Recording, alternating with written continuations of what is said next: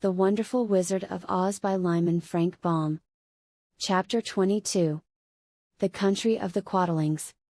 The four travelers passed through the rest of the forest in safety, and when they came out from its gloom saw before them a steep hill, covered from top to bottom with great pieces of rock.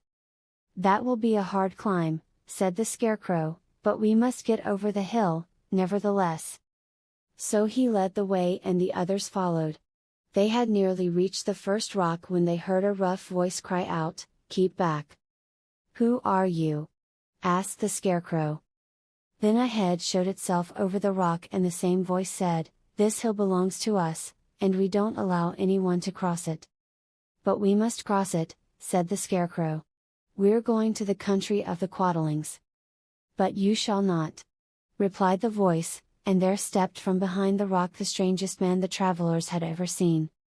He was quite short and stout and had a big head, which was flat at the top and supported by a thick neck full of wrinkles. But he had no arms at all, and, seeing this, the Scarecrow did not fear that so helpless a creature could prevent them from climbing the hill. So he said, "I'm sorry not to do as you wish, but we must pass over your hill whether you like it or not," and he walked boldly forward. As quick as lightning the man's head shot forward and his neck stretched out until the top of the head, where it was flat, struck the Scarecrow in the middle and sent him tumbling, over and over, down the hill. Almost as quickly as it came the head went back to the body, and the man laughed harshly as he said, "It isn't as easy as you think." A chorus of boisterous laughter came from the other rocks, and Dorothy saw hundreds of the armless hammerheads upon the hillside, one behind every rock. The lion became quite angry at the laughter caused by the Scarecrow's mishap, and giving a loud roar that echoed like thunder, he dashed up the hill. Again a head shot swiftly out, and the great lion went rolling down the hill as if he had been struck by a cannonball. Dorothy ran down and helped the Scarecrow to his feet, and the lion came up to her, feeling rather bruised and sore, and said, "It is useless to fight people with shooting heads, no one can withstand them." "What can we do, then?" she asked. "Call the winged monkeys," suggested the Tin Woodman. "You have still the right to command them once more."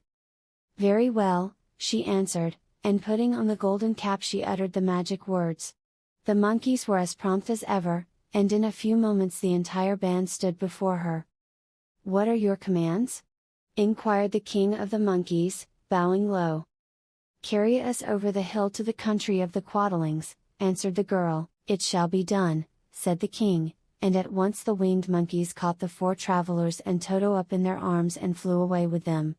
As they passed over the hill the hammerheads yelled with vexation, and shot their heads high in the air, but they could not reach the winged monkeys, which carried Dorothy and her comrades safely over the hill and set them down in the beautiful country of the Quadlings. "This is the last time you can summon us," said the leader to Dorothy, "so goodbye and good luck to you." "Goodbye, and thank you very much," returned the girl, and the monkeys rose into the air and were out of sight in a twinkling. The country of the Quadlings seemed rich and happy. There was field upon field of ripening grain, with well-paved roads running between, and pretty rippling brooks with strong bridges across them. The fences and houses and bridges were all painted bright red, just as they had been painted yellow in the country of the Winkies and blue in the country of the Munchkins. The Quadlings themselves, who were short and fat and looked chubby and good-natured, were dressed all in red, which showed bright against the green grass and the yellowing grain. The monkeys had set them down near a farmhouse, and the four travelers walked up to it and knocked at the door. It was opened by the farmer's wife, and when Dorothy asked for something to eat the woman gave them all a good dinner, with 3 kinds of cake and 4 kinds of cookies, and a bowl of milk for Toto. "How far is it to the castle of Glinda?" asked the child. "It is not a great way," answered the farmer's wife. "Take the road to the south and you will soon reach it."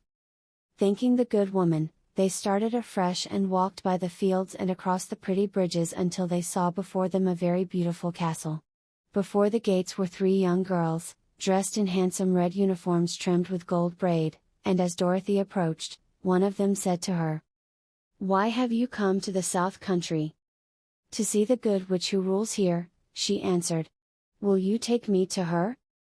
"Let me have your name," and I will ask Linda if she will receive you."